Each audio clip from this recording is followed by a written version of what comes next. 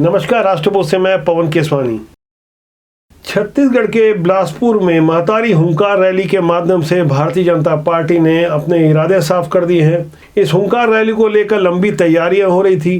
तारीख बदली गई, पहले 3 नवंबर की तारीख, उसके बाद 11 नवंबर को आखिरकार जब ये रैली हुई, इस रैली के माध्यम से भारतीय जनता पार्टी ने अपने इरादे साफ कर लिए। 2023 के पहले इस तरह की तमाम और भी रैलियां होंगी, लेकिन इस रैली के माध्यम से छत्तीसगढ़ में शराबबंदी और महिला उत्पीड़न जैसे ऐसे ज्वलंत विषयों को उठाया गया जिससे आधी आबादी को साधा जा सके। इस रैली के लिए खास तौर से केंद्रीय मंत्री स्मृति ईरानी को बुलाया गया था, जबकि स्थानीय जिला प्रशासन ने पहले धारा 144 लगाकर कार्रवाई की बात कर दी थी।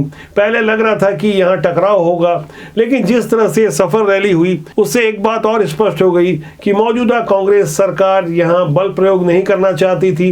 इससे पहले जब 24 अगस्त को युवा मोर्चा द्वारा सीएम हाउस के घेराव के दौरान जमकर हंगामा किया गया, बहुत बड़ी संख्या जुटाई गई, तब आशंका थी कि हो सकता है कि पुलिस को तगड़ा बल प्रयोग करना पड़े। लेकिन महतारी हुंकार रैली में भी पहले की तरह पुलिस ने शांतिपूर्ण तरीके से यह कार्यक्रम होने दिया। भाजपा महिला मोर्चा की इस रैली के माध्यम से राजनीति के कई रंग नजर आए, कई झलकियां हम आपको दिखाएंगे। साथ ही स्मृति ईरानी का वह वक्तव्य जिसे कांग्रेस की दुखती रग माना जा सकता है, उन्होंने अमेठी में राहुल गांधी को हराने का जिक्र किया और साथ ही सीएम भूपेश बघेल के बारे में भी बहुत कुछ कहा। आप सिलसिलेवार ढंग से इस रैली की झलकियों को देखिए, उसके बाद मैं बताऊंगा कि छत्तीसगढ़ की राजनीति में शराब के अलावा ऐसे कौन से मुद्दे हैं जो आने वाले दिनों में यहाँ राजनीति बखेड़ा खड़ा कर सकते हैं। यहाँ से सड़क की लड़ाई और तेज हो जाएगी। इसके बाद छत्तीसगढ़ में तमाम घोषणाएं होगी जो आम जनता को खूब पसंद आएगी। खाई खंदक की लड़ाई में कौन जीतेगा वो तो आने वाला वक्त बताएगा। फिलहाल आप इन झलकियों को देखिए जिसका नाम दिया गया था महतारी हुंकार रैली।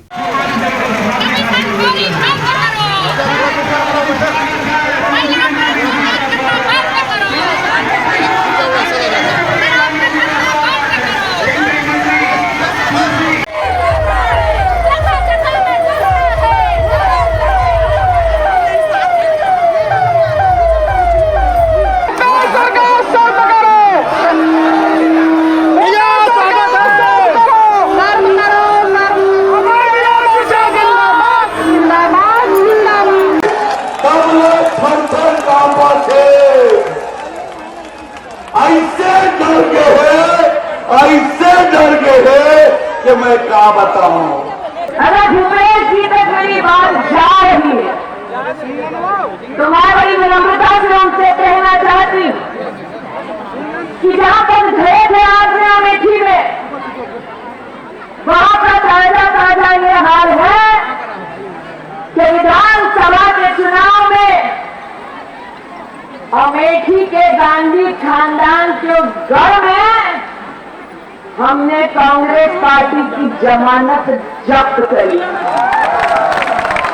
जो गंगाजल हाथ में धरकर प्रतिज्ञा ले रहे थे चुनाव में, आज कांग्रेस के उन निर्लज नेताओं को यह बताना होगा कि कांग्रेस के राज में छत्तीसगढ़ की इस पावन भूमि पर 6000 महिलाओं का बलात्कार क्यों हुआ।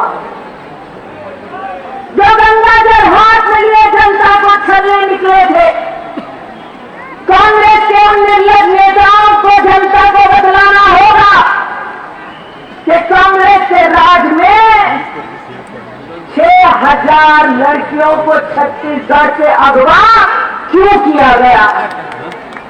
जो गंगाजल हाथ में लेकर निर्लज कांग्रेस के नेता चुनाव में प्रतिज्ञा कर रहे थे महिला को सुरक्षा देने की, उनको आज जवाब देना होगा कि अगस्त के महीने 2020 में एक लड़की जिसका शोषण होता है वो आत्महत्या करती है, उसके बाद सरकार कांग्रेस की जागकर एफआईआर दर्ज करती है।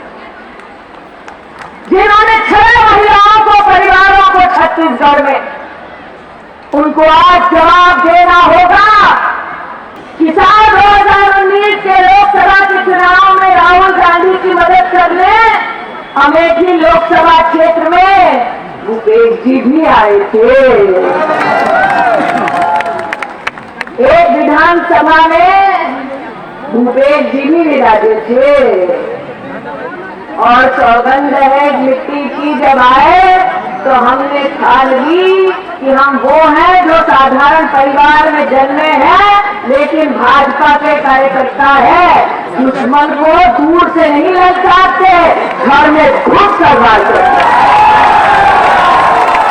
आपने स्मृति ईरानी को सुना, वो अपने भाषण के दौरान गंगा जल लेकर कसम खाने वाली बात को याद दिला रही थी।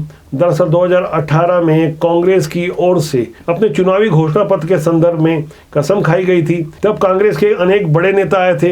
आपको ये 4 साल पुरानी तस्वीर नजर आ रही होगी जिसमें कांग्रेस की ओर से तमाम सफाइयां दी जाती रही कि हमने शराबबंदी के लिए गंगा जल हाथ में नहीं लिया था, हम धान के समर्थन मूल्य को 25 रुपए क्विंटल और कर्जा माफी जैसे मुद्दों के लिए हम कसम खा रहे थे। तमाम ऐसी बातें जब राजनीति में उठती है तब आम जनता की प्रतिक्रियाएं भी काफी तीखी आती है। शायद यही कारण है कि आम जनमानस राजनेताओं की बातों को यकीन नहीं करता।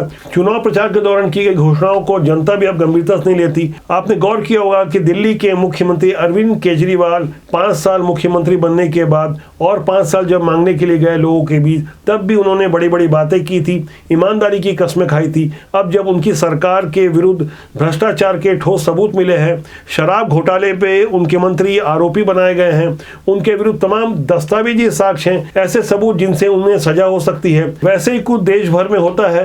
अभी गुजरात और हिमाचल के चुनाव हैं, 2023 में छत्तीसगढ़ सहित अन्य 8 राज्यों के चुनाव होंगे। इस तरह से लगातार चुनाव है। चुनाव के लिए केंद्रीय मंत्री स्मृति ईरानी का छत्तीसगढ़ आना हुआ। उन्होंने मंच से डॉक्टर रमन सिंह और सरोज पांडे जैसे तमाम ऐसे नेताओं का नाम लिया जिन्हें वे पहले से जानती थी, लेकिन छत्तीसगढ़ की बदली हुई राजनीति के बारे में शायद स्मृति ईरानी को नहीं पता होगा कि किस तरह से आहिस्ता आहिस्ता भारतीय जनता पार्टी छत्तीसगढ़ में बदलाव ला रही है और दूसरी पीढ़ी को आगे लाने की जो पूरी कोशिश हो रही है वह आने वाले दिनों में पूरी तरह मूर्त रूप में आ जाएगी। कांग्रेस अक्सर डॉक्टर रमन सिंह पर हमलावर होती है, यही भारतीय जनता पार्टी की कमजोर कड़ी मानी जा रही है। दरअसल जातिगत समीकरण की जब बात होती है तो मौजूदा समय में आरक्षण के अलावा अन्य जाति जैसे ओबीसी का 51 से 52% जो वोट बैंक है उस पर भारतीय जनता पार्टी को कैसे सफलता मिले, इस पर गहन अध्ययन हो रहा है। विभिन्न कम संख्या वाली ओबीसी आबादी के प्रमुखों से भी बातचीत हो रही है, उन्हें साधने की कोशिश हो रही है। केंद्रीय स्तर के नेता भी उनसे बात कर रहे हैं। लगातार साइलेंट सब कुछ चल रहा है। गांवों में इसका खासा प्रभाव जल्द देखने में मिलेगा। हमारे पास ढेर सारे इनपुट आ रहे हैं। एक और कांग्रेस का भी ध्यान छत्तीसगढ़ में ग्रामीण मतदाताओं पर है, जातिगत समीकरण पर है। करीब 20 दिन बाद आदिवासी आरक्षण को लेकर छत्तीसगढ़ के विधानसभा के विशेष सत्र के माध्यम से एक विधेयक लाया जाएगा। हालांकि 6 महीने तक ये कानून के रूप में काम करेगा। 6 महीने के बाद जब छत्तीसगढ़ में चुनाव होंगे तब हो सकता है स्थिति और ज्यादा बदल जाए। अभी केंद्रीय नेताओं का आगमन शुरू ही हुआ है, आने वाले दिनों में इसके और बड़े प्रभाव होने वाले हैं। भारतीय जनता पार्टी का केंद्रीय नेतृत्व छत्तीसगढ़ को इस बार बिल्कुल भी हल्के में लेने के मूड में नहीं है। अनुषंगिक संगठनों के लोगों को भी काम दिया गया है। अभी छत्तीसगढ़ में भाजपा कुछ और नए बड़े प्रयोग करने वाली है, खासकर ऐसे छत्तीसगढ़ में जहाँ आरोप लगते हैं कि आदिवासियों को धर्मांतरित किया जा रहा है, ईसाई मिशनरियां सक्रिय है, डेमोग्राफी खराब करने की बात हो रही है। तमाम ऐसी चीजों पर भारतीय जनता पार्टी का केंद्रीय नेतृत्व नजर गड़ाए हुए है और वहीं कांग्रेस का सबसे बड़ा चेहरा बने भूपेश बघेल अपने नेतृत्व में इस चुनाव को भूपेश बघेल वर्सेस भारतीय जनता पार्टी करने में फिलहाल तो सफल है, जबकि भारतीय जनता पार्टी के रणनीतिकारों की कोशिश रहेगी कि यह चुनाव हर हाल में कांग्रेस वर्सेस भाजपा का हो, जिससे भारतीय जनता पार्टी के लिए अनुकूलित स्थिति निर्मित हो। इस कवायद में किसे कितनी सफलता मिलती है हमारी नजर उस पर बनी हुई है। कुछ अंदर की ढेर सारी बातें हम आपके साथ जल्दी शेयर करने वाले हैं। हम चाहेंगे कि आप हमारे साथ बने रहें। हमारे YouTube चैनल को लाइक, शेयर और सब्सक्राइब करना न भूलें और कमेंट बॉक्स में जाकर अपनी राय देना न भूलें। नमस्कार।